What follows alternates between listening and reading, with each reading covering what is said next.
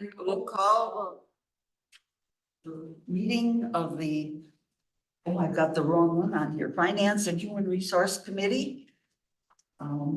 Please stand for the Pledge of Allegiance. It's not on the agenda. I pledge Allegiance to the flag of the United States of America and to the republic for which it stands, one nation under God, indivisible, with liberty and justice for all.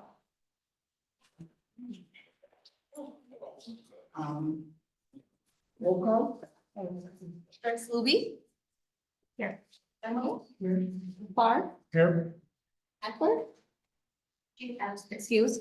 I now. Here. Olson. Here. Pincinel. Present. Any public comments? We have anyone online? There is one online, but I think otherwise it's all staff, so. They want to make it. Anyone online want to make a public comment? Minutes of previous meeting, February 17th, 2020. Move for approval. My now. Second. On the question, all in favor signify by saying aye. Aye. Opposed, so carried. Acknowledge work product transmittals, February budget status report. Any of you more comments on that? Okay, motion to acknowledge. Did you have something, Jessica? No, it's just because there's not a ton of activity. It's kind of early in the year yet. So do I have a motion for acknowledge? So moved. Motion by Manel. Do I have a second? Second by Bart. On the question, all in favor signify by saying aye. Aye. Opposed, so carried. TIF 1 and 2 detail reports for February. Any questions or comments on that? Okay, can I have a motion to acknowledge? Move to acknowledge TIF 1 and 2 detailed reports as presented. Motion by Ensign, I'll second that. seconded by Manel. On the question, all in favor signify by saying aye. Aye. Opposed, so carried. Legal team for February. Any questions or comments on that? I had a couple of questions. Okay, What's the, just because I don't know any better, what is the determining factor when deciding on what needs to be reviewed by council? Or is there just everything goes? Do you want me to take that one, Jess? Yes, please. So actually, there's an agenda item this evening on the board meeting to have that conversation about what would be the formal policy. At this moment, it's usually something that's discussed at board, but not necessarily always. So there's a policy actually on this evening's board agenda. And then it would, if that policy would be passed, it could be brought up under attorney referral, but it would be action by the board that would send something. So the attorney would have a motion and an action that it was sent to them to be looked at. Okay. do I have a motion to acknowledge? Oh, Jim? Just one question on the cloud permit thing. Is that resolved now with this under $380? We're good on that? We believe that to be resolved now, yes. Thank you. And then committee member Farr, do you have any recommendations or words of the wise or whichever on the attorney referral policy or what you think it could or should be? You know, I don't know if I have a good sense, really. I just see a lot of little things that are there and I'm not, it says, you know, provide feedback or it's not really clear on what is being reviewed, and for $280, that's, you know, a quarter of an hour probably in terms of costs. So what are they really doing anything? Anyway, it just does, there's just a lot of little things and it was just open to, I just didn't know what was the scope or intent on the review of a number of these things. So I just need to learn more eventually. What is their hourly rate that he charges? Does it depend or is there a straight rate? No, attorney Edie charges an hourly rate. If it goes to one of the associates, it's a slightly less rate, or if it's handled by the other staff, I believe attorney Edie's $250 an hour. I think so. But I think if it goes to, one of the other attorneys, it's slightly less. It's between 2 and 250. Which are totally normal rates. Yeah, and so I guess I kind of am wondering the same thing you are, is like for $60, Like if he opens an email, that's where that's kind like of if somebody figured out. emailed him, yeah, Okay, just that type of thing. They're drafting the quick claim deeds. Yeah, that one was, but that was probably the request. So he looked at the request with the parcel numbers and, Yeah, he gave it to Yeah. Lauren, so. yep. But then we're billed at a lesser rate. That's actually a lesser rate than he charges directly.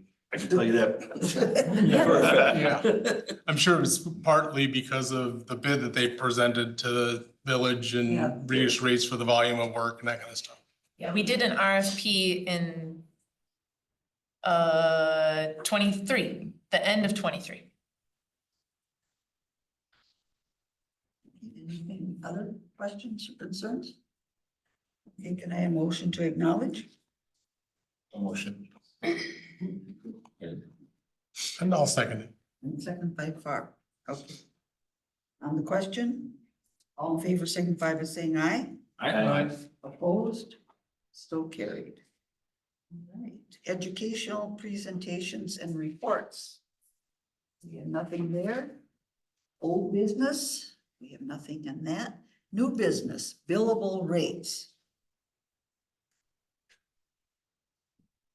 Who has that? So annually, we bring the billable rates to the finance committee for approval. These are the rates that we will bill other municipalities for our time and talents. You can see the rates, there's a description of how the rates are calculated. And we also, at the same time, we approve the equipment rates.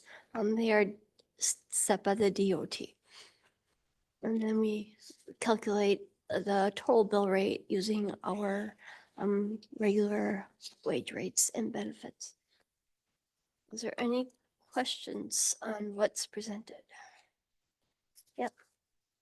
I had a couple questions. So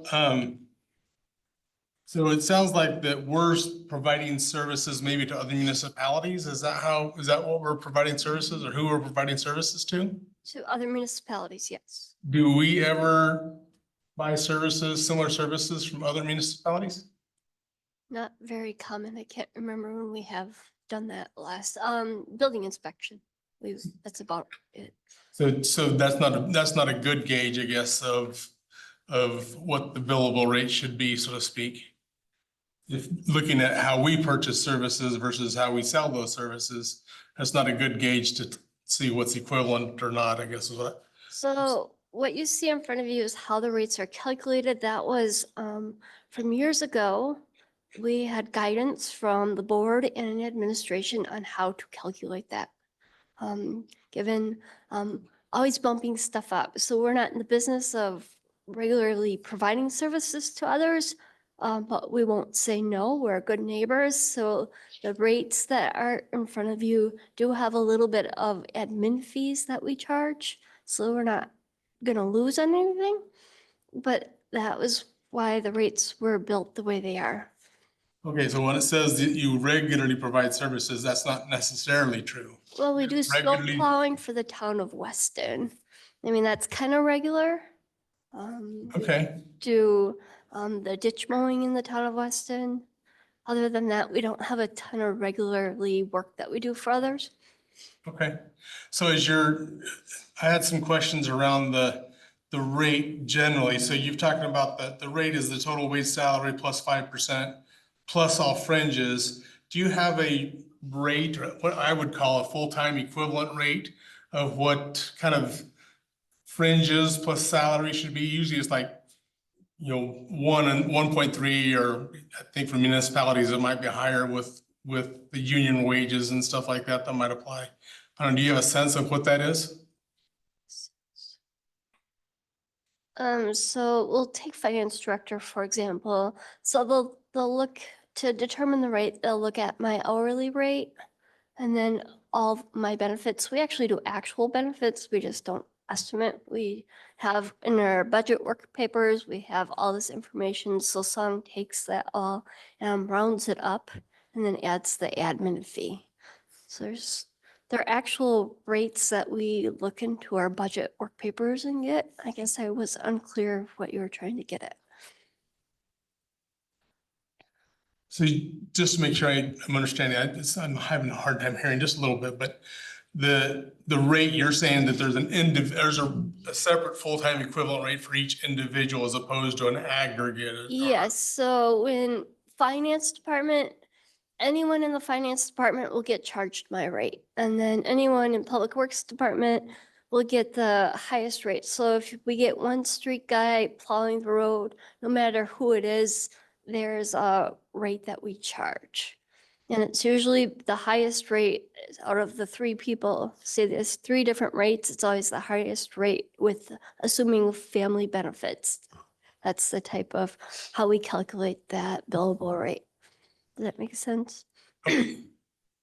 So so you probably don't know the answer to this question, I guess. I would normally, in a commercial context, I would like to see kind of based on all your fringes and all your benefits, kind of what a salary plus another 50% or 60% or 40% or 30%, whatever that fringe and benefit related metric is, that would tell me what my full-time equivalent rate is. And then I would want to add some type of margin on top of that, which I think is your 35% here. So for municipal workers, I'm thinking it's probably like a 1.5 type number. So a salary times 1.5 plus another 35% would kind of tell me where I would think that the rate should be, but I don't know if that's a reasonable approximation or not.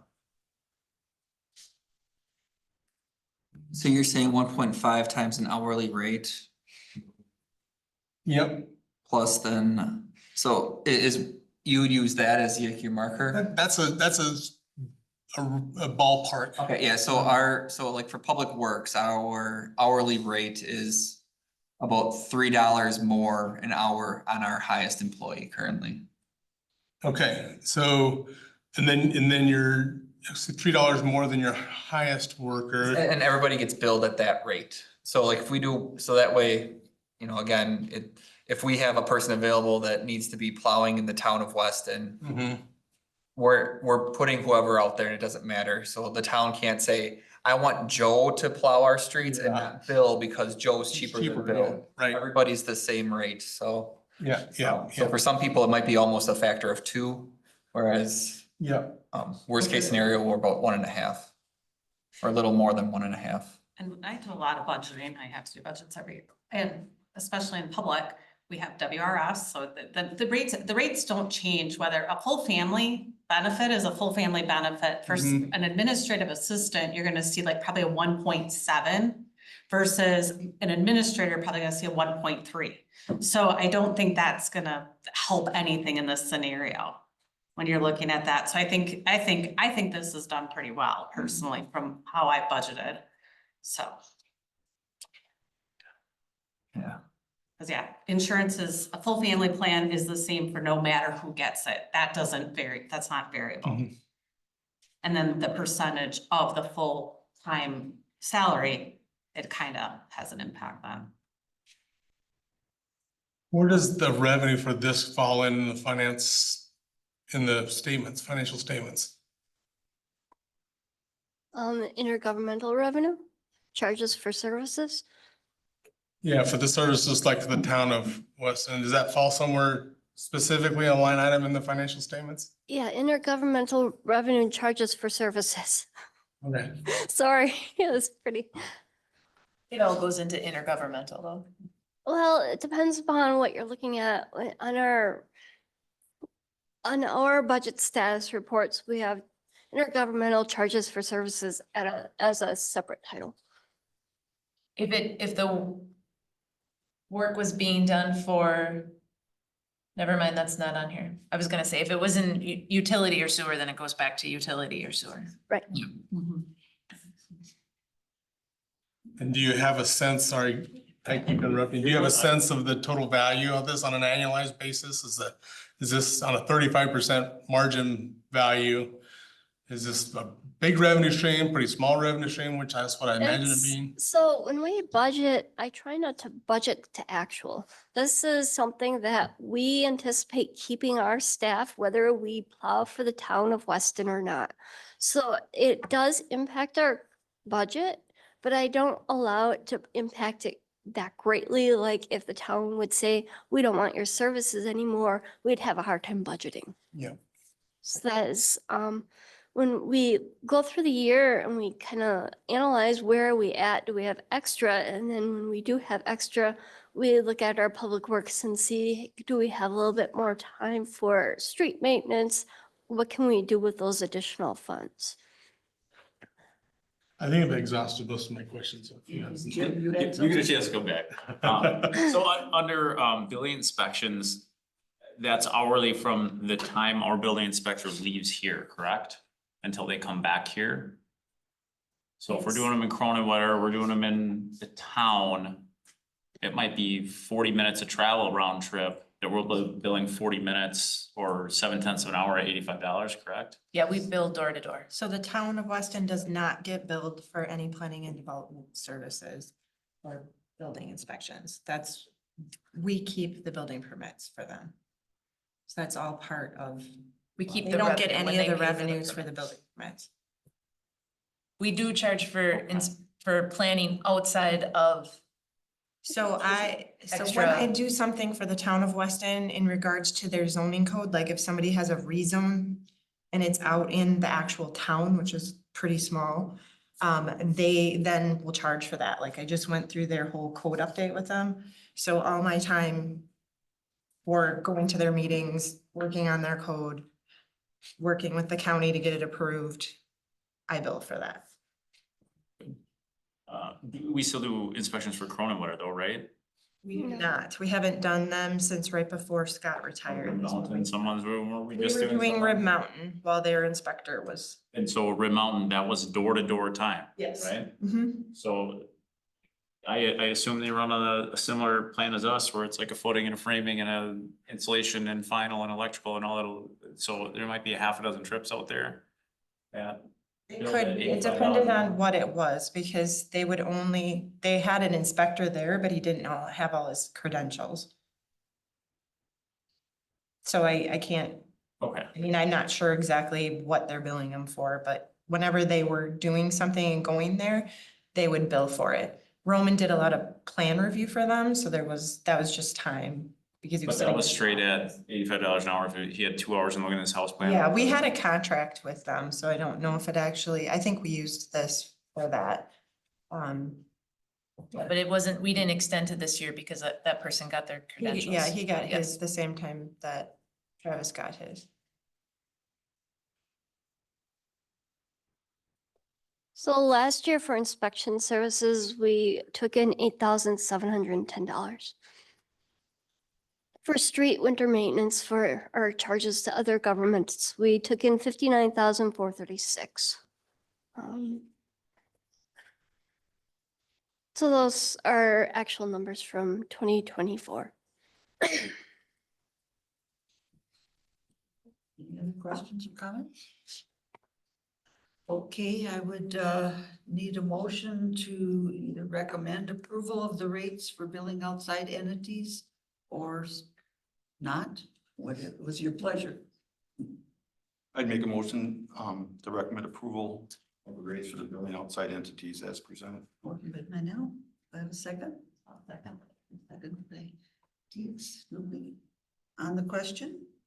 All in favor signify by saying aye. Aye. Opposed, so carried. Okay. Employee personnel policies and procedures handbook. We establish bookmarks, chapter 10, employee conduct and behavior.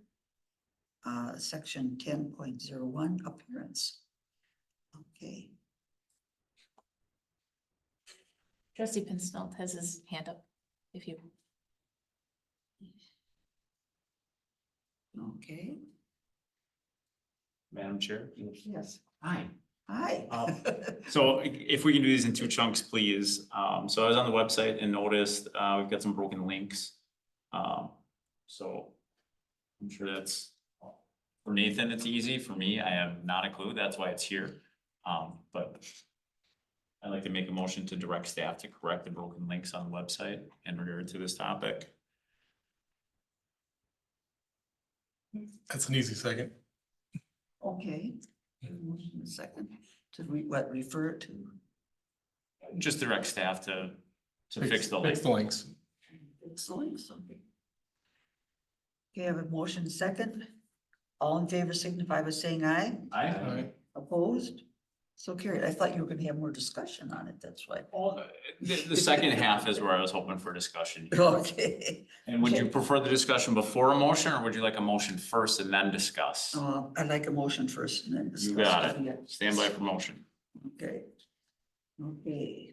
Chapter 10, Employee Conduct and Behavior, Section 10.01, Appearance.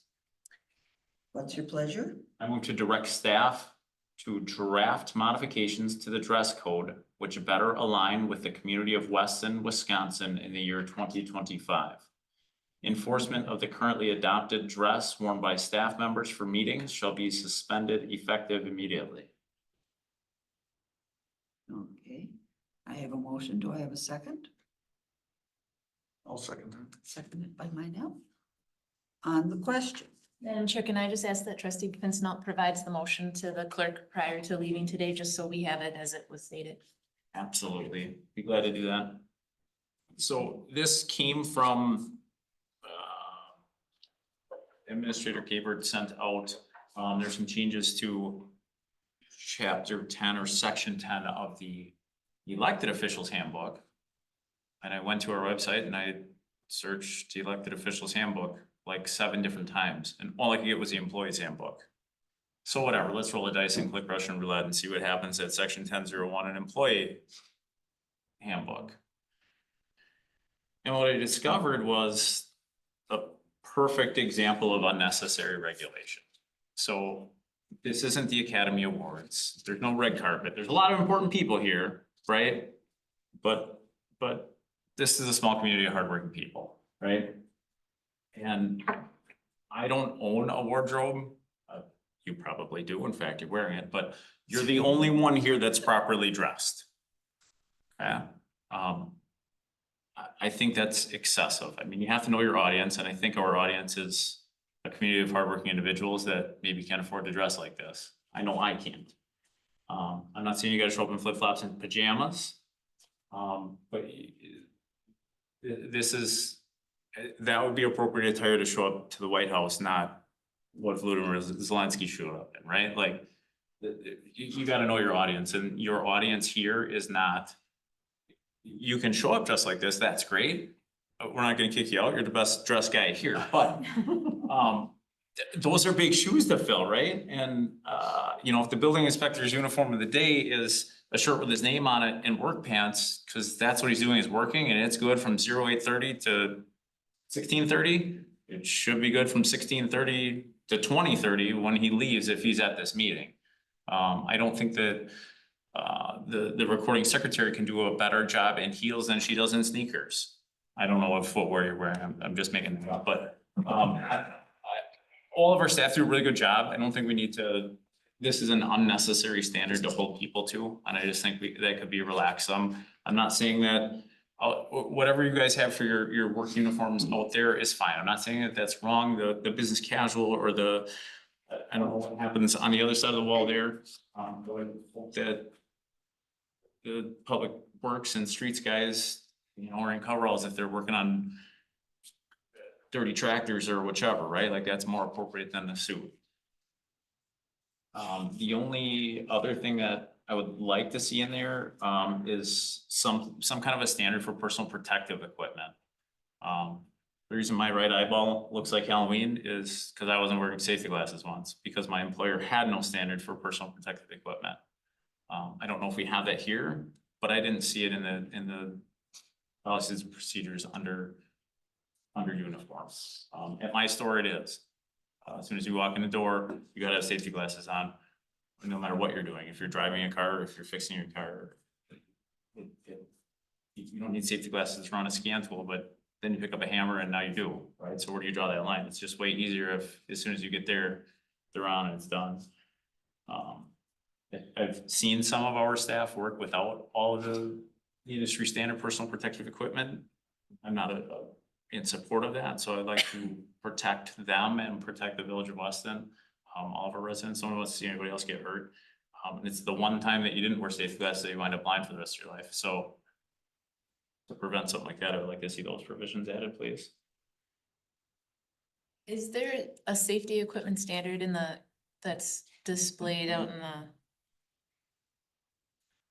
I know that it's talked and addressed and there's training with it, but I just don't know if it's written someplace else. Yeah, I don't know if we have it displayed anywhere. I know that needs to be physically displayed, because you don't have visitors that come in the back likely, and the stuff that you throw isn't big enough up front to make a difference, but, you're not really throwing stuff. Like, Yeah, it's I think if it were just in the, hey, we want you to wear earplugs, or we want you to wear safety glasses, or we want you to wear gloves or welding or cutting or torching or chaps when you're chainsawing or whatever that looks like. Yeah. I just wanna, I know kind of how some of this got in here. Is there was a point in time when we received complaints from residents that came to the village and found some of the clothing that staff, whatever, was wearing, they thought was very inappropriate. That's sort of what I recall this part of this was, but, you know, that, and I think, like, I can remember sort of when one of this came in, one of our, trustees made sure that he wore a shirt and tie, and, I mean, he was really, you know, extending this particular thing. But as time went on, it just kind of went down. I mean, like right today, I have slacks on. I would have never worn blue jeans to a meeting. Never. I always wore something with, you know, dressing. Because that was just how I always functioned. But yes, some of this, I mean, with the shirt and the tie and the sports coat and all that is, you That's the know. minimum required, Barb. Right, I know, you know, I know. Part of the issue here is we got 5 generations of citizens that we have to have input and feedback from. So, I mean, you got a whole spectrum of, so I guess a reasonable baseline is really what you're looking for, I think, is that? Yeah, agreed. I'm good with, you know, don't come in looking like your face fell into a tackle box and tattoos on all, whichever, but in the, whatever you had about here, about naughty words on shirts and that kind of a stuff. I'm good with that. You can leave that stuff in here. I just want to scale it back for meetings where it doesn't have to show up in a suit and tie. Well, like I said, it took me a long time to finally break the habit of, everybody else was wearing blue jeans and I finally was going, gee, you know, but it took me a long time to actually put on a pair of blue jeans and attend a meeting, because I decided nobody could see me anyway, that it would be like the desk.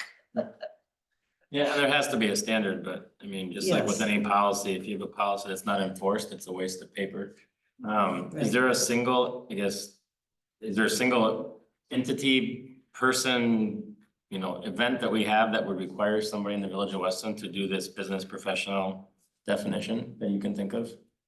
Cause I guess my thought process would be the whole paragraph's kind of useless, just get rid of it. I feel like it's a definition to have a definition, but like, I can't think of a single thing with my very little knowledge of everything village of Weston that would require somebody to dress in this manner. During my year, slightly over a year here, there hasn't been I don't know, maybe the day that the building opened, that was more, but other than, I haven't. So I mean, I think not even just suspending it for these meetings, like just getting rid of it altogether. Yeah, we is- could take is it out. Valid, because if we're not enforcing it, I guess, why do we have it? It's actually the worst thing you can do is have a policy and not follow it. Yeah, because then the ones you do enforce, well, then why do you enforce that one and not the other ones? Yeah. And I also just don't want to wear a suit and tie to this meeting, so my blue jeans are my preferred attire. Yeah. Where I work at for a while, we were just business casual, and then we have kind of loosened that a little bit. Generations have changed and different things, so now we're able to wear jeans, but there, when it does, but we have different times you can wear jeans. Can't wear jeans if we're gonna be with external partners. That was always the thing, that if you are meeting with an external partner, then you dress business casual. Jeans also cannot be, there can't be any holes or rips, they have to be and they have to be clean, no, you know, so I think some of those things are still good, like even if you wear a nice pair of jeans without holes would be very important maybe, if you're gonna, trying to get a standard, but A nice casual standard, I think is. Yeah. You know, If I remember your motion right, you asked the staff to come back with some recommendations. Is that what the proposal was? Yes, direct staff to the draft modifications to the dress code to better align with the community of Weston in 2025. And enforcement on currently adopted dress worn by all staff shall be suspended effective immediately. So that way, there is no, we're not enforcing this part of it, but we are enforcing this part of it and why. I think Mickey hit it on the head. Where I currently work, it's really a policy just like that. I can wear jeans almost 90% of the time, but if I'm doing interviews, if I'm doing, you know, community partners, if I'm doing all these different things, then I'm expected to dress differently. So I mean, there's kind of some loose standards that make you apply some common sense. So I mean, I think that would probably work here as well, as most days you could probably wear jeans in your Village of Weston shirt and be just fine. I would think that's appropriate at all, if I came into the village and saw someone wearing, you know, a nice top and nice jeans, and I'm like, I would expect that. It wasn't too long ago when somebody was questioning whether somebody was homeless or not by the way they looked, Yeah. because of the hat they were wearing, because of the shirts they were wearing, and. And some of that is very fashionable now, though. You're correct. That said, there was a time. It's when, not too long ago. you know, well, even No, I agree. It was shorts, you know, there was nothing that said you couldn't wear short shorts to work. And I come from a banking background of 35 years, so I'm used to wearing the suits. We used to never get by with not having ties, so it used to be very formal, so. At our organization, we're not allowed to wear shorts to work. That is the no, you can wear, women's wear skirts and capris during the summer, but no one's allowed to wear shorts. So that is kind of a line that we have. Yeah, well, that's the kind of common sense type thing, you know. In my experience, it can be a slippery slope. In other words, if you don't set at least the minimum baseline standard, the minimum baseline standard can be easily eroded. You can have some super tightly worn clothing that is inappropriate, or you can have skirts that are super high. And we recently had to do that just this last year. Our organization reiterate what the dress code is on a minimum standard basis, because it's just slippery otherwise. That's halfway, you know, but I like what Mickey said, jeans with standards, you know, like they have to be a darker color. They can't be frayed, ripped, torn, even if you bought them for $100 with big holes in them. You have to have like a whole pair of jeans to wear jeans. And then if you're Yeah, it's public crazy. facing, that might be a different standard or something, I don't know. So then you're asking that staff review this again and come back next month? I didn't put a timeline, but I would love to amend that motion, Barb, Okay. if we can. I'd like to amend that motion. Move to direct staff to draft modifications to the dress code, which better align with the community of Weston, Wisconsin, in the year 2025. Enforcement of the currently adopted dress worn by staff members. No meetings shall be suspended effective immediately. This draft modification to the dress code will be supplied not later than the April Finance and Human Resources Committee date. So same motion, just adding a by next meeting. You specifically said for meetings. Is it just for meetings? Yes. No, it's I think it said suspending what's currently the meeting standard and then bringing back suggestions for the whole policy. The standard for meetings is suspended, because right now, Michael, do you have anybody wearing a suit in the shop? No, but they fall under a different category. They're under the service division, I think. So the business professionals listed under the administrative and office employees. Sure, okay, good. So, So nobody back there has a suit though. very well. So that would only impact, so the only change at 5:10 PM would be that everyone that's sitting here is now no longer in violation. Well, you're still in violation, but we're not going to enforce that until we come up with a better plan. Okay, Steve was okay with some second on the amendment. So are we done discussion? Okay, on the motion as amended. What's your pleasure? Aye. As motion as amended, because Steve did second it, so now it's question whether as the motion is amended, all in favor signify by saying aye. Aye. Opposed? So carried. Now the motion as to, the red motion in the second, all in favor signify by saying aye. Aye. Opposed? So carried. Those amended motions are always fun. Okay. Questions for annual employee survey? Okay, is that, Jim, that you? No, I can't take credit or blame for this one. Okay. I will. Who would like to speak on this item? So just a brief memo in the packet that we like to do an annual employee survey. We did include a larger list of questions. We're kind of hoping to narrow them down today with the committee. It's also on the board agenda for tonight. We're hoping to put out a survey here in spring. My understanding is there have been employee surveys done in the past, but there's been a little time since that passed. So now would be a good time to reinvigorate that, and then we could utilize it from year to year to see where we're at. Okay, any questions on that or? I have some And questions. then we will have the questions if you had wanted to add or. whatever. So my understanding is you're creating this and administrating it yourself. Is that correct? Can we read this, that you're creating the survey in-house and administrating it in-house? Yes, it would be done through our software called Survey 123. So it would be anonymous, but yes. I was just curious, because what we do a lot of surveying too, from where I'm at. And there's nationwide surveys, and then it's a great way to get a pulse on how things are going, where you could actually compare against other organizations, similar organizations.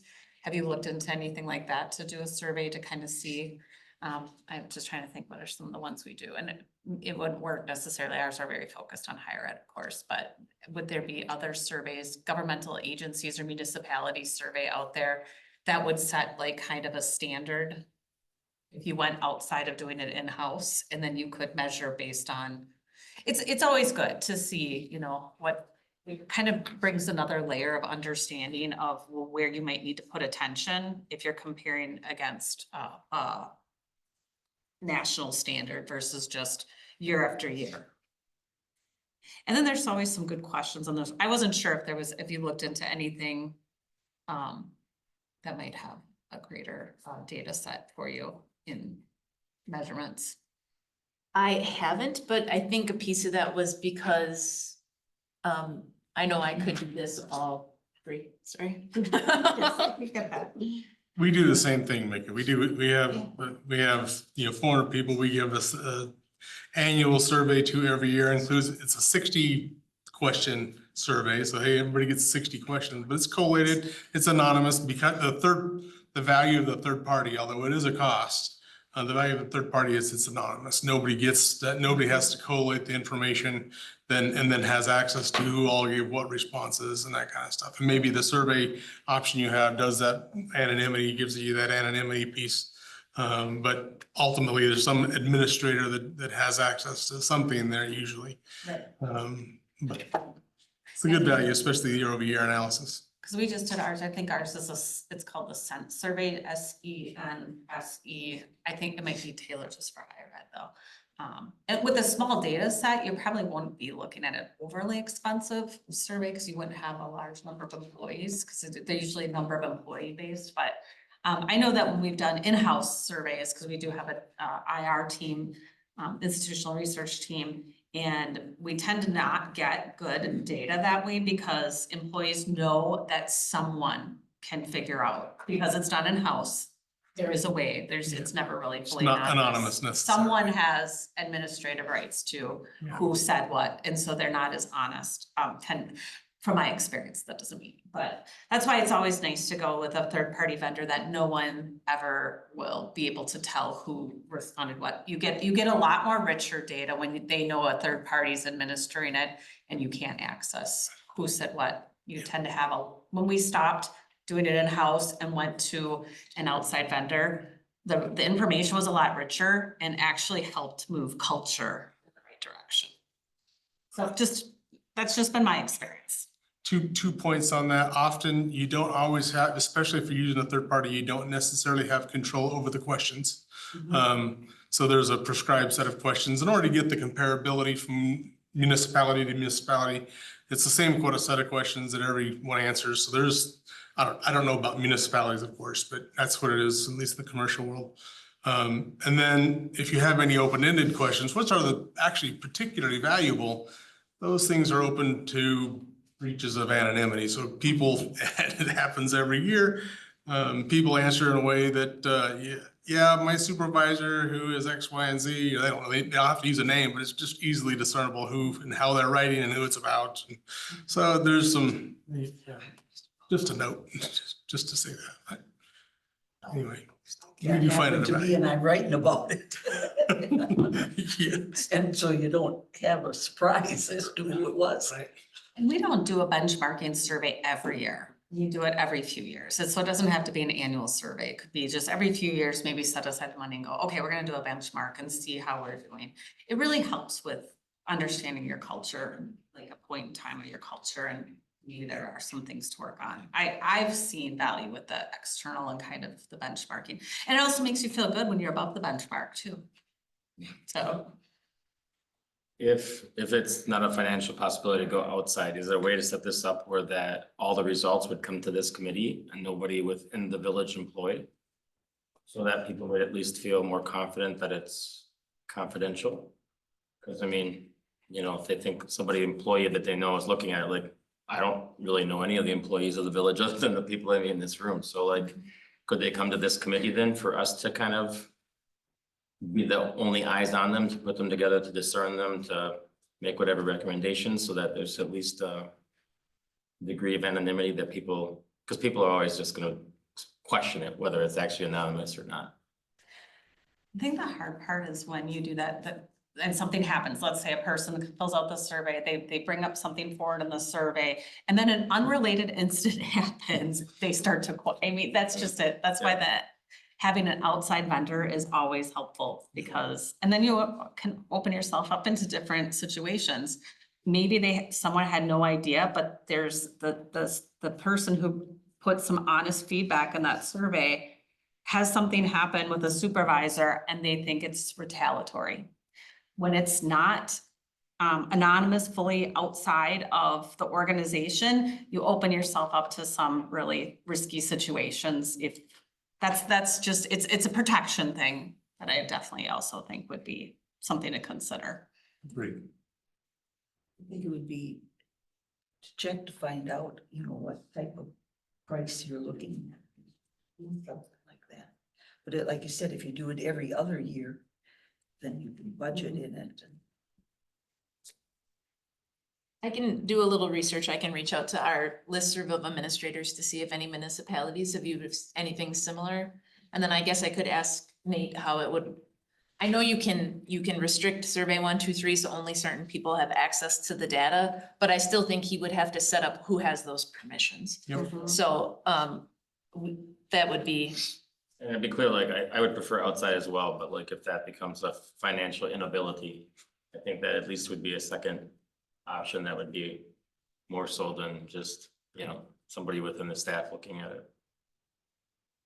And if it's, if it would be financially not, if we would find that it's not financially feasible, would we have some comfort level if maybe, I'm just throwing this out there, we worked with a neighboring municipality and then they collected the data results? I mean, maybe they would also do that for us. Okay. Gratis. Find someone that would do that. Right, and then we could say, we'll collect yours in the future, right? We Yeah. could, Yeah, you just be careful about data sharing. And We can personal swap billable information. rates, right? Yeah. So you would assign, numbers to the individual, like the people, yeah, you'd have to watch your data sharing. Cause people do have most information, personal information is protected information. So just, that's the other thing. Having worked with data, you know, cause I do data sharing agreements with my sister colleges throughout the state.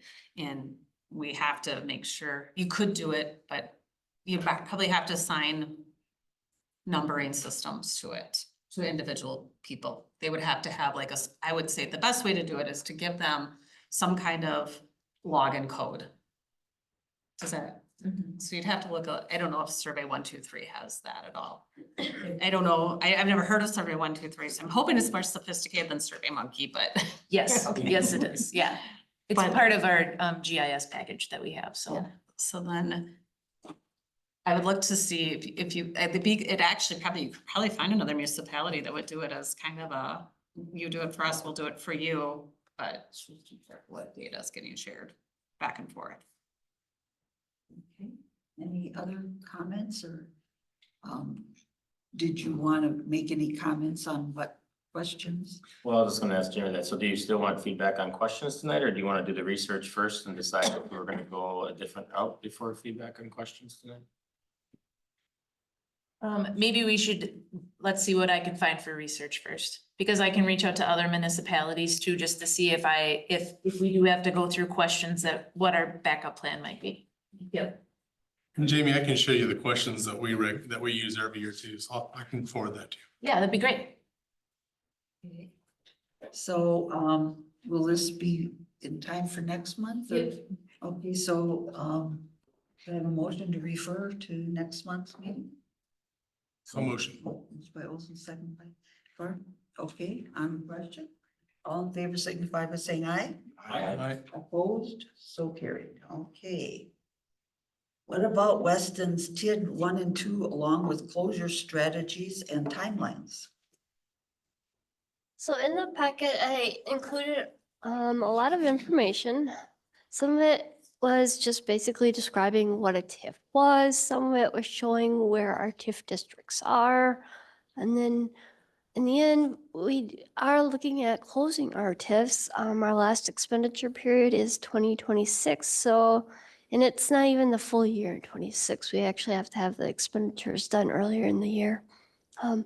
After doing a quick cash analysis on our TIF 1, it looks like that one, our last collection year is probably going to be 2026.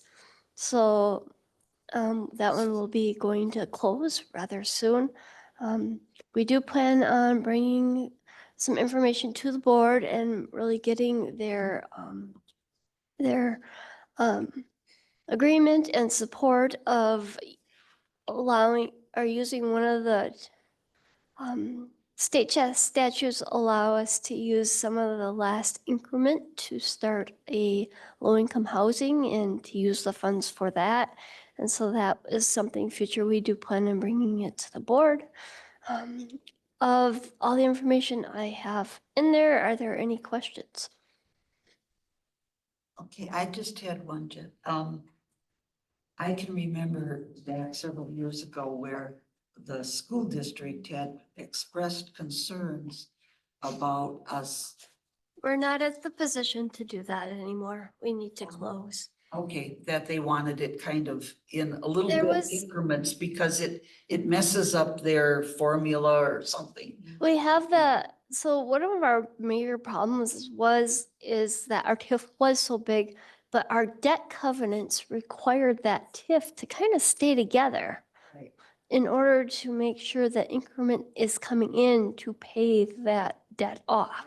So I know at one time we were looking at retiring part of it because the cash flow was so well. And then we had a downturn and all of a sudden we didn't have enough to manage the debt. So that ended that discussion real quickly because we, you know, we would have done that. It was, so, okay, I didn't know, because in 2026, I'm going, boy, it'd be pretty hard to take out small increments because 2025 already.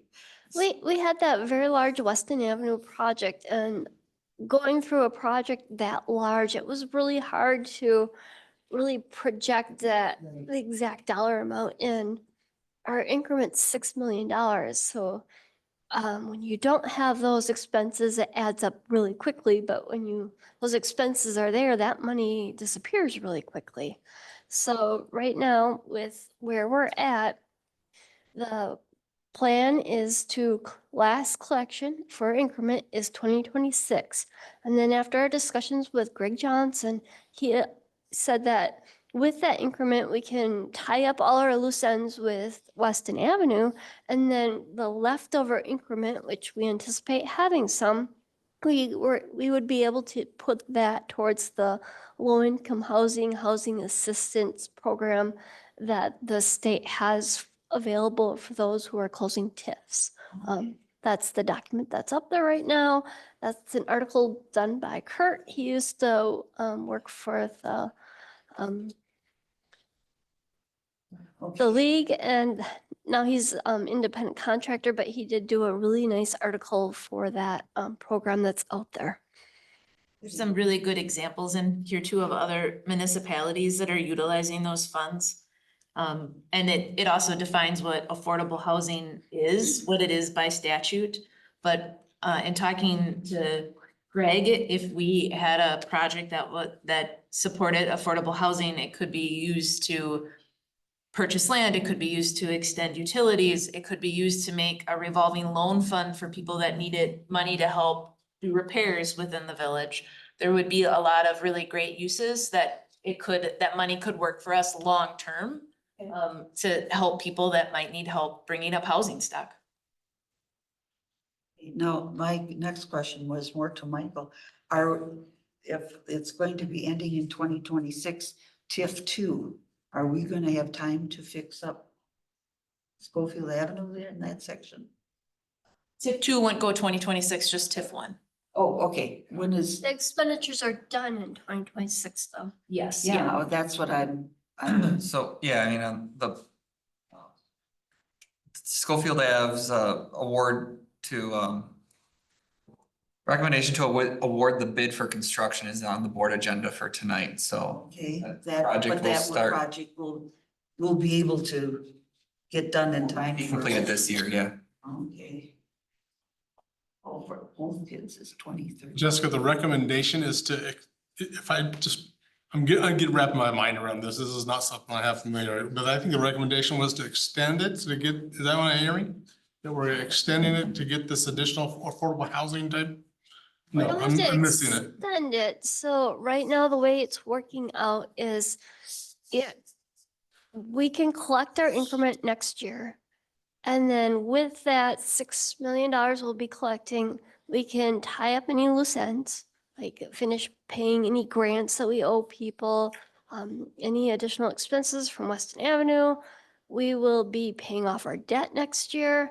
And then whatever's left from that pot of money that we'll collect and the fund balance that will carry over the end of 2025, we'll have a lump sum.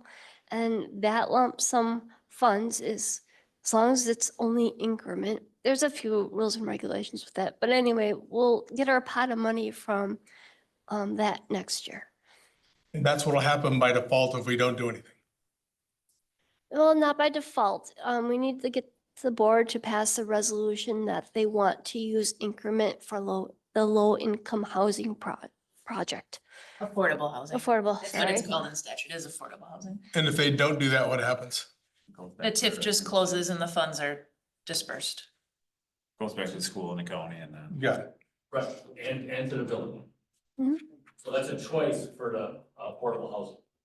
That's a choice for us. It would be a choice, but the TIF either way closes substantially early. It would be otherwise open till 2031. Right, but the way it's being talked about right now, it sounds like it's gonna automatically go to the affordable housing. That's a choice that we have. It's a resolution that the Could just board, be- It could be just dispersed. yeah. And if, It's and a if we don't resolution choose that, No. it goes back to the village, it goes back to the school districts, it goes back to everybody that contributed to the.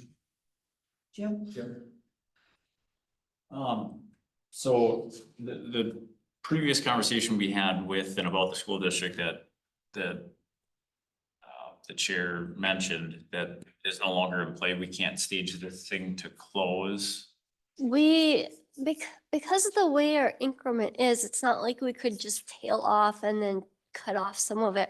At this point, because if we don't close, and last year would be our last year of collection, the end of 2027, we'd have $12 million. So because the increment's just so large and our expenditures are done, we need to just close it all. We can't just close it in pieces anymore because we have no more expenditures to, does that make sense? So you can't close half of it this year? Nope. And so there's not a, We would have needed, we can't close half of it more or less because one of because of our CDA revenue bond, we had to make sure that there's enough of the base had to be remaining. So I don't know if you saw the email in there. There was did I include it's that in email? Yeah, I included that email in there where our revenue bond regulations restricted our closure for our TIF. Because the revenue bonds needed to make sure that we could collect the increment. that's closing completely, but to close half of it. So if it projects $6 million income annually, if you closed half of it, So you couldn't do that. I apologize, Jess, that isn't in here, but no, Okay. it's because of the loan that we took. We couldn't close because of our obligation with The loan covenants, you're Yeah. talking about the Yeah. loan Yes. covenants. So it won't let you remove any property or from the TID. It wasn't it was because you needed to make sure that you could cover the loan cost. And so you couldn't close any portion before the call date. Could we have covered the cost? We know that we can cover the cost now, but you couldn't, there was a date in which you could not close the loan beforehand. And that's 2026. It's 2025, but you have to already have the paperwork, or the paperwork would be due very shortly, but there isn't. All right. We've talked to Greg and he doesn't suggest that taking it out in pieces because we have enough increment to cover our costs. Okay, so with that said, it has to be done shortly. I remember some conversation or email or something with Greg back in the Keith Donner days. Something about April prior. So in other words, we'd have 13 days to do this. If, if we were gonna close it for 26, it has to be done now to We close for really- 26, or it has to be done. We need the increment. The No, I get it. projects, we can't do it now. We still have a lot of debt to pay off. And I need that $6 million increment next year in order to follow through with Okay. all that. So if we're closing it in 26, by April 1st of 26, we need to have the same conversation and get that ball rolling. So anytime between April 2nd and April 1st of next year, we need to have the conversation. So we will bring it back well before that time. It'll come at the end of this year, probably, that we would say that we're gonna make that closure for next year. We will be communicating with the tech and school district our intentions. I know they're going through the budget season right now. And after talking with Greg, he's like, you really need to let them know because so they include that in their budget. I mean, this extra funds in the end would be a good time for us. I like the revolving loan type. That would be great. We would be able to promote some of the affordable housing and such like that we don't have in our budget now. I mean, there's no way we can do that without, Okay, I think Mark had a question and I had a question also. Just, I'm sorry, I'm gonna try not to say anything else, but to Jim's point, there was some conversation about closing it when, because it was what, 28, 29, 30%? And it's supposed to be at 12, but then reopening at a 12. that was some conversation about a year, 2 years ago. That we were talking about. And then now that you brought up revolving loan fund, I've been on that twice, you know, here in past times and, maybe half the time successful. We got burned often, unless there's some new regulations or you can bite with bigger teeth to pull the money back. So, just so you know. I also, from my banking background, seen where they get burned very often. I mean, there's McDevco, there's monies available already for revolving funds for, commercial stuff. The affordable housing though, when I'm reading the articles and the information here, you're listing, Milwaukee or Madison, all these other larger entities. Are you proposing then that if we're gonna do the affordable housing, we're gonna have another department to handle that? Or what do you see happening with that? I mean, I can see that there's a lot of follow-up and you're talking a couple new positions to handle something. I think it would depend. So the city of Merrill also has a fairly successful program. And they've done it on a smaller scale. They're like 5,000, 6,000 people. So I think we would have to determine how we set it up. Affordable housing means 30% of the income of the individuals that would be purchasing the home would be going towards their payment. That's the guideline from state governance, is 30% of the income. So, I mean, maybe we work with a developer and they want to do a subdivision that's solely devoted to affordable housing. Maybe we work with a whole bunch of developers and we give them a stipend after the home is purchased and we know that it's affordable for those individuals. Maybe we do some sort of revolving loan for people that need roofs or repairs to their house. Maybe we do a mixture of all of those things. We could set it up however we want. It's just that those that would eventually be in that housing could devote more than 30% of their income to that housing cost. What's the administrative costs for the village is where I'm coming from. Yeah, but again, I think it would depend on, if we worked with a developer and it was a series of houses, that's not a substantial more cost than what we would have already for setting up the subdivision, going through plan commission, the building permits, the inspections. The last piece is them just showing to us that it's affordable for those that are locating in those houses. And a lot of that probably is based off of the price point that they're going out at. But developers can't hit that price point without supports. They can't hit that 200,000 to 250,000 without some other supports. So, I mean, I think that's just the position that we're in with the market. So, I don't disagree if it's something where it's a revolving loan and we have an application process and we go through that.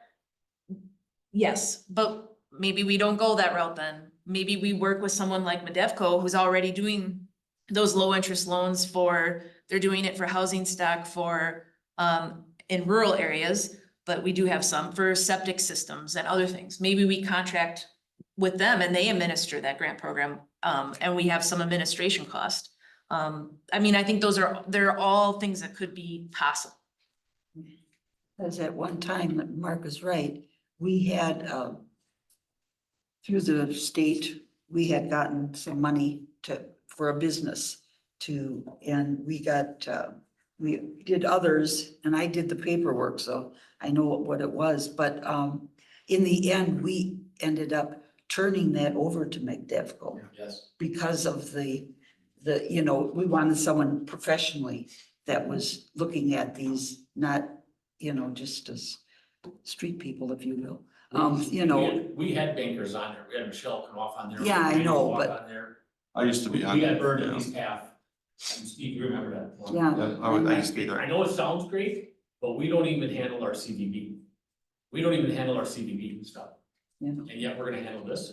Woof, this is a slippery. Well, slope. like I said, I think it has to be turned over to someone Well, but that, I still caution it because I think it's been on some of the websites, recently, I think the city of Wausau took it on the chin for a few $100,000 on a brewery that went down.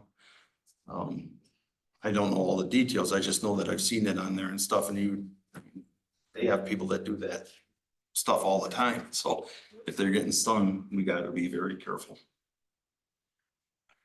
So Yes. TIF one has a surplus, is what I'm hearing. TIF two I'm seeing it has a deficit. Is that the other way in this case? It currently does not have a deficit, but we are budgeting to do a very large Schofield Avenue project this year. And I don't believe it's going to use up all the increment and fund balance that the TIF has right now. So it is okay if we leave it negative next year. And then I'm hoping that the increment that we collect in 2026 will make it positive again. If not, we have a year or two more to keep that open. So long term, we're not gonna have to pay any more out of our general funds or anything to cover that TIF. No, our TIFs are very successful. So All right, so, Jim has you've got a a question? Oh, go ahead. So what planning has been done to offset operational and personnel costs which are built into the TIFs currently for living close? And I'm not saying that you haven't done any, I just don't understand what it is. So I This is new. prepared, going forward, we always knew that we have about $200,000 that's in the TIF right now that we'll be bringing back. And so when we close the TIF, we will bring a large amount back to our levy. And of that, we know that 200 of that has to come back to cover operating costs. So that there will be more than 200 that comes back, is that correct? Yes, Like you see what I'm saying, right? If we're spending 200 now and we have 200, right. That, coming out that of- was in the planning when in the past, when we've always pushed stuff over to TIF, that was always in the back of your mind, is it going to be able to cover it? And we did the calculation, so that was always kept track of, yeah. thank you. Mhm. Okay, there is no action at this time. It's just for discussion. Okay, zero-based budgeting. So last meeting, the committee expressed interest in taking a deeper dive in the budget. So one of the recommendations I had was to let's look at the departments. We like looking at the budget as a whole and, oh, there's a lot of places to cut. But what I want you to do is really take a deep dive look at a department, see where the expenditures are, how we build this budget, and see what your thoughts are on if we want to change our method. That's something we'd have to start now, but this is the way that is very common among Wisconsin governments. We do line item budgeting.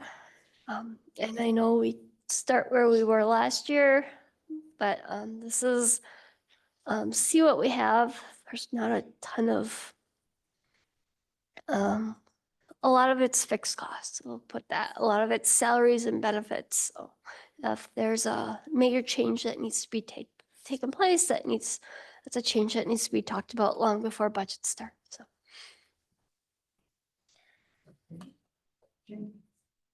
So a couple comments, couple questions. I think this is fantastic, Jessica. You did a really good job. It's very detailed, it's easy to follow, even though before I looked at this, I had no idea, right, what this stuff is. And my guess is you didn't just make these comments just for us, like this is how you do business and you're very neat and organized. So it's easy to explain what it is and why it is, and the comments in that bar state that. I would agree with you. There's probably not a lot that can get cut. The only thing that I saw that raised question was phone reimbursement. I think it's great that we have cell phones for employees, but they also have a dedicated landline.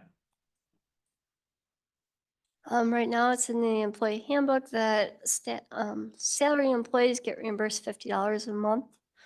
And then the hourly employees, I think it's $25 a month. When you say landline, do you mean, I mean, they would have I take that back. They don't all have office lines. I mean, some of our staff that's in the field wouldn't have an office line. But are you Yeah, I guess talking at their home?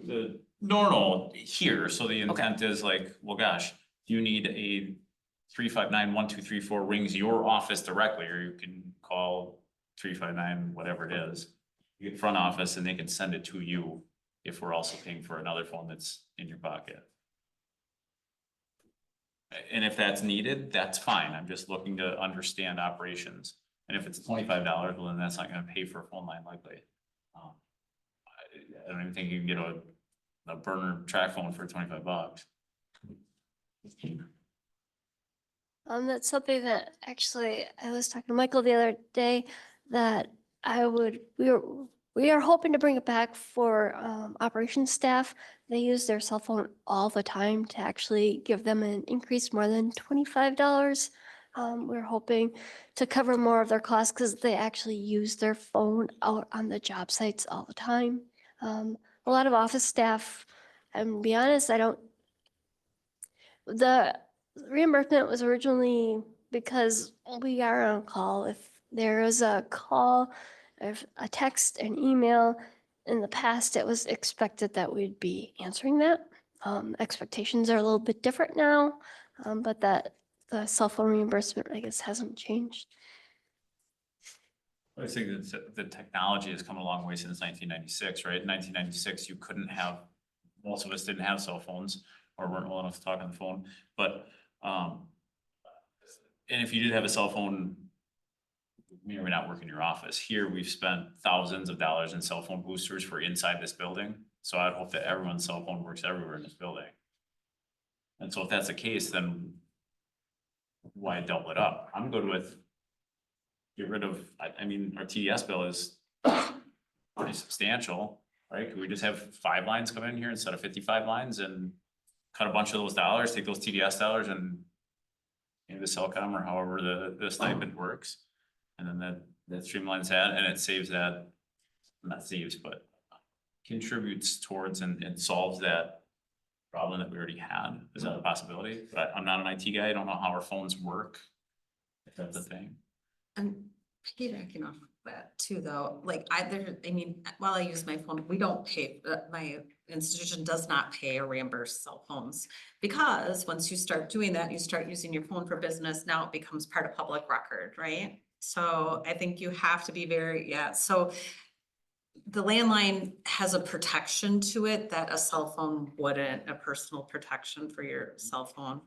But yeah, we eliminated paying for cell phones because it's your option to use it. That's how we operate, and we have people all over. It's your optional thing. You're gonna pay for it regardless because everybody has a cell phone now. So we essentially eliminated the cost, but kept the landlines municipal, because technical colleges are considered a municipal form of government. So once you start using your cell phone, now it could be considered part of. If something was subpoenaed, your phone will go if it's part of.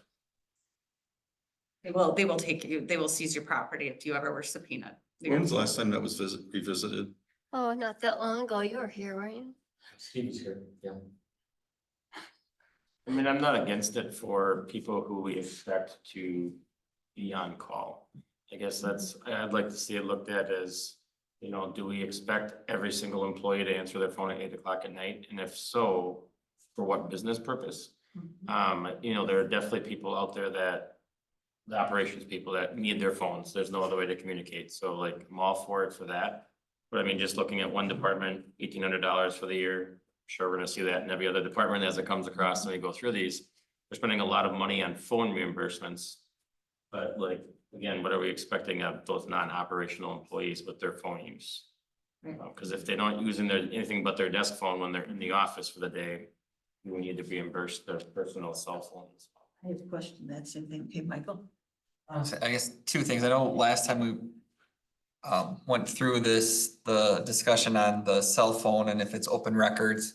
And I believe Attorney Eady at that time's decision was, or conclusion was, whether we reimburse an employee or not. Since I'm an employee of the Village of Weston, if I use my phone for village business, it's open record whether I get reimbursed for it or not. So, and then I guess the other thing too, like, I'm out in the field. I talk to residents a lot. Through TDS, they can call my landline and it rings on my cell phone. I try not to give out my personal cell phone number to every resident in the Village of Weston, but they can get me. If I'm down the street from them talking to their neighbor because of a drainage issue and they're calling, trying to get a hold of me, it rings on my cell phone. I can answer and say, yeah, I'm down the street here. Let's talk about it. So I think some of us do have a lot more use for it out in the field where maybe other people aren't out there. And that's what I was saying, like your department, I could see reimbursing every single cell phone.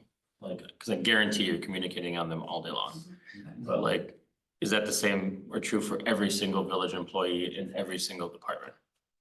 Yeah, probably not. That would be my question, because like Jim said, there's, I mean, if we're really getting picky here, there's really not a lot to cut. My two questions were the cell phones, and then kind of curious why, not that I'm complaining, but how do we go down for salaries for the next, for 25 from 24 with the same people? So if you go More down, curiosity than. go down to the last page, so that's the allocation. So after discussions, in the past, our stormwater utility always had a rough time paying for their fair share of the work that people put into it. With the recent rate increase, there is more opportunity for the stormwater utility to pay for some of the administration. So I allocated 5% of my wages to stormwater for the 2025 budget. So it didn't go down, someone else, some other department's just paying it. Okay, that was my only question out of curiosity. Yeah. Have you looked at in the past on the cell phone issues, just having your managers have a dedicated plan for? I'm not involved in cell phone issues. Well, I'm just saying from a cost standpoint, from a, We have a BYOD, so it's just a reimbursement, so. if we do, but what I'm saying is it wouldn't, I mean, I call my son and if he has two phones. That way. Yeah, and you have a separate phone for your work and what you do off of that is yours, and then you don't have to worry then about whether there's confidential information, and whether your family records A lot are of out us- there. A lot of us, through that discussion that happened not so long ago, basically were willing to take the risk. I don't have a lot of information on my cell phone that's work related, but I do have some, but we've never run into a problem where that was an issue. Their cell phone, that's what we got to is, that's kind of a personal choice, because I'm sitting at my desk all day, I can use that, I can use my regular phone. It's a choice whether or not you want to use your cell phone. So I think I would recommend you do kind of, who really does need a phone? Who really needs it? Who's has to be on call? Who's out in the field and kind of, it's really, we stopped doing it, and I think IT is probably the only ones that are allowed to have, they get their own cell phone plan, and so it's like either you get a separate cell phone to do business for the organization, or it's a personal choice if you want to use your phone. Cause you do have all the tools to do your job without the cell phone, so that's where we got to in our organization, and it saved us a lot of money. I guess I would like to just make the call to find out what a dozen phones are to have a separate plan here. We can ask, I mean, I'm sure that Nate has a general idea because we just did phones for. Some of us do have phones, like I have a devoted village phone. Some of us do have devoted phones, so I would assume we could just even, look on the past invoice and see what that comes up with and. Yeah, so some of us do have our 2 clips on our belt, people. Well, I think that makes more sense, to be honest. I just. Yeah, I don't need my cell phone to do my job. I use it on, and that's my personal choice if I, want to take a text or someone, but I don't need it to be functional. I think having a cell phone for some people is absolutely part of their function of their job, that if they're out in the field. But if you're sitting there and you can make calls from a regular land, back to Jim's point, we're paying for landlines. So now you're double billing the taxpayers for a similar expense. So that's just my opinion on it. We used to have well, I suppose it with the administrator, but we had a phone that, say I went out of town and, well, I didn't have a cell phone. So they wanted, for whatever reason, they needed to get in touch. I took that phone with me. Yeah, you check out phone, yeah. And then, it was, or if I went to like the polling places where they needed to get in touch with me for something, I had that phone with me because, well, later on, I didn't want them, they didn't even know what my cell phone number was because they still don't. So having priced phone plans for a previous municipal government body that I worked for not only the department I worked for, but the entire village. You're never gonna get it anywhere near cheaper than $25 or $50 a month reimbursements. So like, you know, I don't know that that's the route we necessarily want to go, because that costs will go up a lot more if we do like dedicated But phone maybe lines. prioritizing the employees. Yeah, I would be more of a favor of like prioritizing who needs them. Right. And then kind of like you were sharing, like you can forward any phone now. You don't have to have like a on-call phone really. If we don't want to, you can just forward a landline and that can go to whoever's on call for that weekend. It's just a lot cheaper. Well, like I say, the road crew, you know, they're like Michael, you know, there is reason why they have it. I'm not always so sure about, sorry, but office staff as to their need to have one, I guess. Administrator excluded, but you know. Was there any conversation previously just with familiarity of, I mean, I could see some being like, I have my phone, I like my phone, my contacts are on my phone, I have, like, I'm comfortable with my phone, I would just like to utilize my phone to do this. I think a lot of it was kind of to Brent's point, like, if you have your phone already, people are calling you on it, right? Like, we're trying to get a hold of you, so for $25, at least that's less than buying everybody another phone, and now we're spending $75 a person a month to keep them equipped with a phone versus the 25. That's where I think you do the analysis and go, and that's where we kind of moved away, is, you know, back when cell phones were kind of brand new and they were the hot thing and people needed to be, and it was not usually, most people didn't have them, but as you start kind of moving where everybody has a phone in their pocket, you're good, regardless of getting reimbursement or not, you're gonna have a cell phone, right? I mean, that's where we're at in this world. And so that's why when you're really looking at it going, who actually really does need this to do their job? Who needs it to do their job? And that's where we went to. If it's needed to do your job, then you got the reimbursement. And then finally we went to, this is just out of control with everyone saying, well, I need my cell phone to do my job. And that's not really actually necessarily a valid point for everybody. So I think that there could be some cost savings that we shouldn't just give everybody a stipend because they want to have access to information on their phone, because it's not necessary for everybody. But I do think there are people that it's 100% necessary for. I think there needs to be maybe a little analysis on there. Suggesting maybe in the next couple months, this is something we should bring back as to who has it and how it's used. Why it's necessary for. Right. Just to reiterate, Jessica, like, sorry, you didn't, this is awesome. I really appreciated you doing this. I think it goes to show that if we can all kind of pick at is cell phones. You know, that's in the grand scheme of things, small potatoes for this. Whereas if you had just said, hey, we spend, you know, $340,000 a year in finance, everybody'd be like, oh my God, that's a huge number. But when you look at it and actually break it down, it makes perfect sense. Yeah. So this is related to what you have, but not in a line item area, more so zoomed out to that $340,000 number.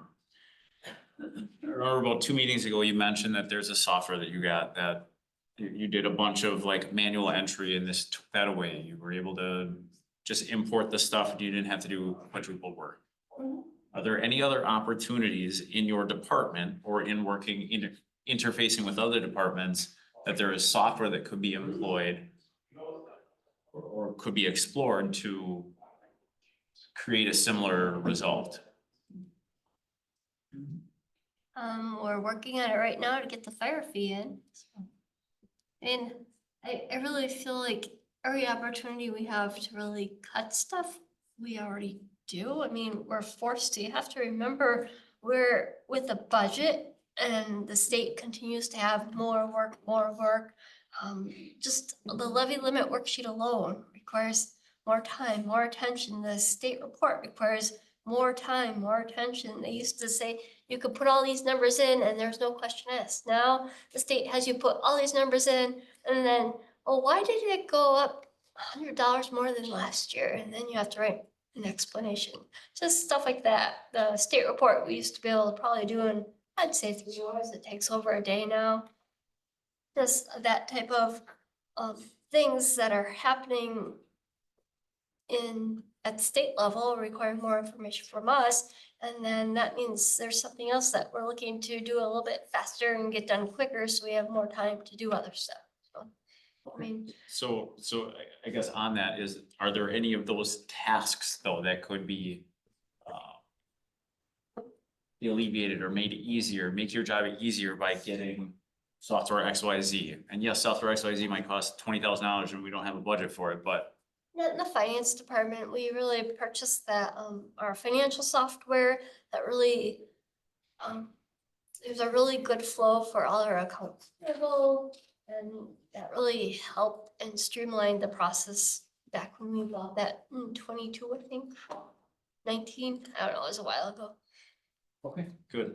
And just one more thing on that. So with accounts payable, so I see like a lot of different vendors for very similar things, right? So like we bought bolts at Fastenal, we bought bolts at McMaster Car, and we bought bolts at Menards. That means you have to pay 3 vendors, you have to track 3 statements and get them, pay 3 statements, and instead of putting.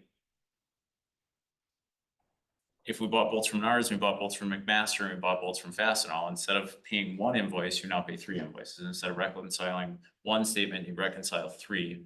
What kind of internal policy do we have that says, gosh, we're gonna buy all our bolts here? Or do our best job to buy all of our bolts here? We don't have an internal policy for that.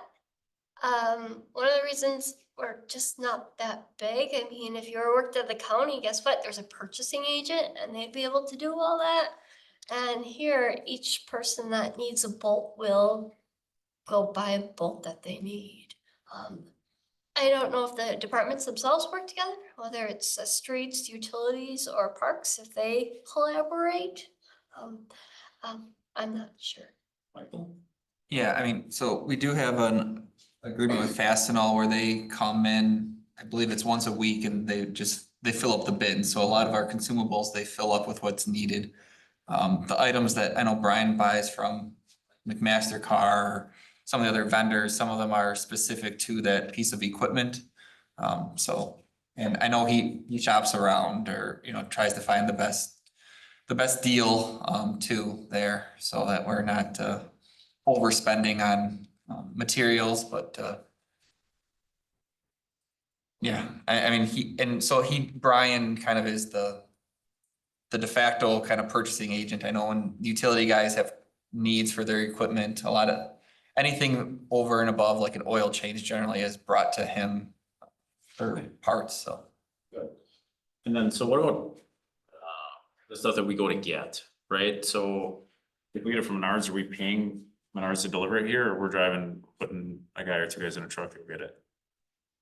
Yeah, I mean, I know we got some shelving from Menards. I'm not sure of anything else we've purchased from Menards recently. We try not to go places if we don't have. When we bought the chainsaw chains, those got delivered? I don't go to Greeby's. I think the Parks Department has gone to Greeby's, but I don't have an answer for you there. So I did math on that, and I really think we should adopt some kind of a policy that we should pay someone to deliver it. I mean, obviously, you're probably not gonna get shelving delivered, but you take that $6 box of bolts. Yeah. $4.58 for a box of carriage bolts, right, that we bought at Menards.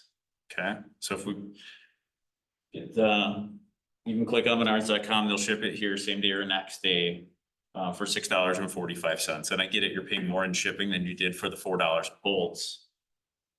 But it's 13 minutes to drive there and 13 minutes to drive back. And I'll be conservative in stating that you can park the truck, go inside, not get stopped by a Girl Scout and buy a 13th box of Girl Scout cookies, and then come back out and know exactly where the stuff is, and then get in your truck and come back here and park that truck in spot 52 or wherever it goes, and then come back. So that's 6/10 of an hour, right? 6/10 of an hour at $25 per hour. We just talked about that, plus wages and benefits, right? So you're at $35 an hour. So it's $21 to get those bolts and labor. But then we just talked about what it costs to run a truck the other side of town. And that 3/4 ton truck bills out at $91.48 an hour. So 6/10 of an hour at that is $54.89. So now, that box of bolts we went to drive to go get cost $74.89 in shipping instead of $6.45. And oh, by the way, in that 6/10 of an hour, we didn't fix a pothole, we didn't exercise a valve, we didn't do all the things that we could have done. So I'm not saying that we're wrong if we have to do it, if that's a water main, we gotta drive to the other side of town to get some fancy bolt valve, whichever, cool. But if it's a bolt for a picnic table, I'm thinking it could probably wait until tomorrow until we bolt that picnic table back together. And eat the ridiculous amount of freight. Yes, it's more in freight than it is for the bolt, but it costs way too much money to drive across town to do it. I would like to see some internal policy established for that. Anything else? Not on that, no. Anyone else? Because none of these were on the agenda, so we can't do any action on them. It was zero-based budgeting? We're talking about the budget for finance, right? we were talking specifics, but okay. I guess then you can make a recommendation to have this brought back for future discussions or what's your pleasure? I guess, what are you looking at? Yeah, I don't think we need any action on this tonight. I think we had a great conversation on. Okay, well, On that's kind finance, of yeah. what I was getting at. Yeah. So, moving on, remarks from committee members. Dennis? Negative. Brett? Okay, remarks from chair. I have none. Just thank you for taking over the meeting last month. Future items. Yes. The safer fire fee. We talked about classifying that as a special revenue fund. I don't know how you say that. Just put that on the next agenda to get like a formal, yes, we can or no, we can't. Let's look into see exactly how much we're doing and what the purpose is. Yeah, I don't think we're there yet. Just meant to see what data points we had and how we can pull those data points. At this moment, we're just working under the board's direction to explore and bring back further information. So actually classify into a special revenue, it just needs to meet the qualifications for the GASB and meet the recommendations for a special revenue fund. And then maybe look to see to make sure the state statutes don't prohibit that type of accounting for it. Just looking around. Good. And then, can we add another department, for budgeting for next month? Like we looked at finance this month, look at, I don't know, what if it's a larger department than finance, which is probably all of them? It might have to be in chunks, right? Okay, so I'm thinking public works is maybe a little bit bigger than. Well, we'll start small. We won't move to public works yet. That one will take a couple meetings probably. We'll do another small one, get the handle on it. we'll have that on the next agenda. Anything else? Okay, I have nothing other than taking over. Next meeting date, April 21st. We have the time to be determined because that would also be tourism that evening. So, I have to remember, look. and I apologize, Jess, can you help remind me, is it 4:15 is better for tourism or 5 o'clock is, I forget. 5 is better for finance. Okay. So can we move finance to 5 and then we would do tourism At 4. at 4? Okay. That all right with everyone? Okay. So, motion to adjourn. All in favor? We are adjourned at 6:05. For those of us joining us on Zoom, that was the end of the Finance and Human Resources meeting. I'm just gonna put you to the holding pattern. We're gonna pause for a couple minutes before board.